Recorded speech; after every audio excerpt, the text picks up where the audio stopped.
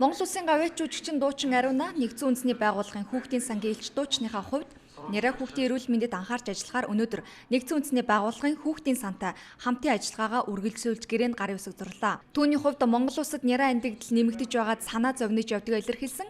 Иймээс нэгдсэн үндэсний байгууллагын хүүхдийн сантай хамтран ажиллах гэрээнд гарын үсэг зурснаар цаашид олон улсад няраа хүүхдийн эндэгдлийг бууруулахад хэрэгжүүлж буй даатгал аргыг үндэсний хэмжээнд нэвтрүүлэх ажил гар бие оролцож байгаа нь юм а.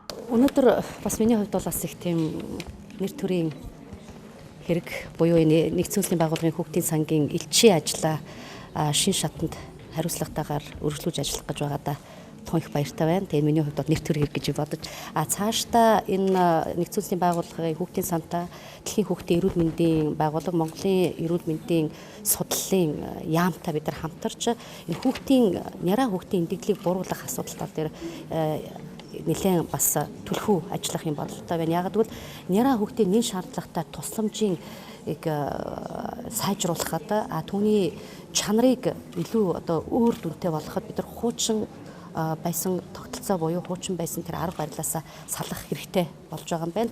Энэ юу гэхээр няраа хүүхдийн анхны тэмрэлт гэсэн ийм санаачлагыг дэлхийн хүүхдийн эрүүл мэндийн байгууллага нэгдсэн үндэсний байгууллагын хүүхдийн санны судалгааны үндсэн дээрээс Монголд хэрэгжиж байгаа хоёр дахь орн юм байна. АЦТВ-с.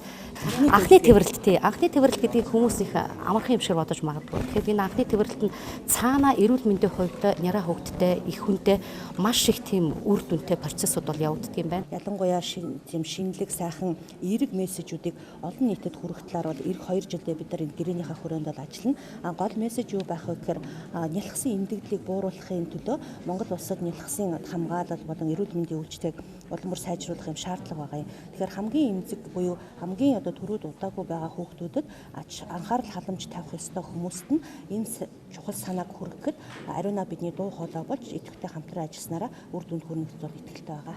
Монгол улсад няраа нас баралтын 75% нь төрсний дараах эхний 3 хоногт ялангуяа дийлэнхэнд төрсний дараах эхний 24 цагт тохиолдож байгааг онцлов. Тиймээс хүүхдийг төрмөгц 2 минутаас 90 минутын дотор эхийнх нь ингэрт нааж анхны тэмрэлтийг өгөх нь няраа эндэгдлийг бууруулахад үр дүнтэй арга хэмээн олон улсад хэрэгжүүлдэг байна. Иймээс энэ дадлаг аргыг үндэсний хэмжээнд нэвтрүүлэх нь чухал байгаа гэдгийг хэлж байгаамаа. Жишээлбэл би 2000 оны кесар хагалгаар төрсэн их хүн 2000 тухай төрж байхад кесар хагалгаар төрж байхад хүүхдийг маань шууд аваа авчдаг тийм үү. Тэгээ түүний дараа угаачхаад би үдээс хойш би хүүгийн амлагаагаа хийдэг байсан.